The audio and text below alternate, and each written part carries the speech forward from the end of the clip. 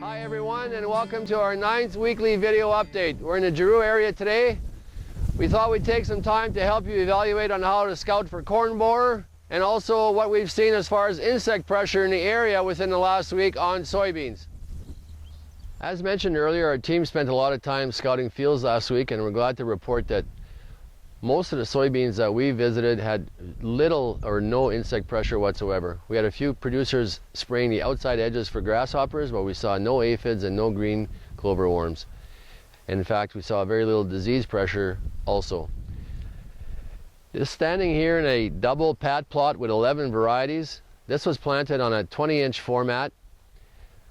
One of the new varieties in here is exhibiting a tremendous amount of pod development for its maturity, and we're hoping that it can take that into the weigh wagon. The other thing I want to talk about is that this producer bought a new planter on the 20-inch to grow his or plant his corn and soybeans, and he's using a Valmar to distribute the granular inoculant. In this case, it's nodulator. And although we weren't very careful in pulling this plant out, it still shows the tremendous amount of nodulation that is occurring, which is contributing to the plant health of this field. All right, as promised, we are going to discuss a little bit today about corn borer.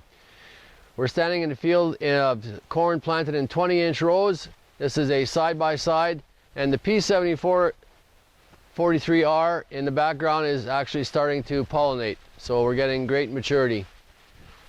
One thing about corn borer is that your scouting has to be very regimental. It has to be done in the same spot and checked every day to see what kind of hatching is going on with the worms, because it is spread out through a very long period of time. Some of the new insecticides like Coragen would benefit in such an application if you're going to spray.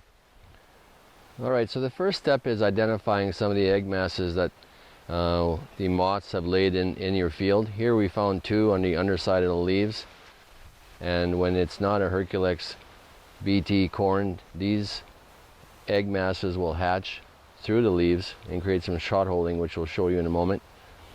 And again, the most difficult part is just the scouting of when these egg masses were hatched and to try and get the best timing for spraying. So extremely difficult to scout as to when the best time is to spray insecticide.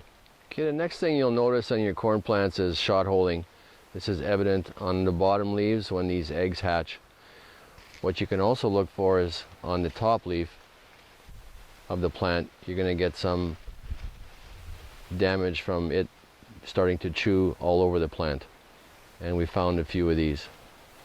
At this point in our area, we're seeing very little corn borer activity though.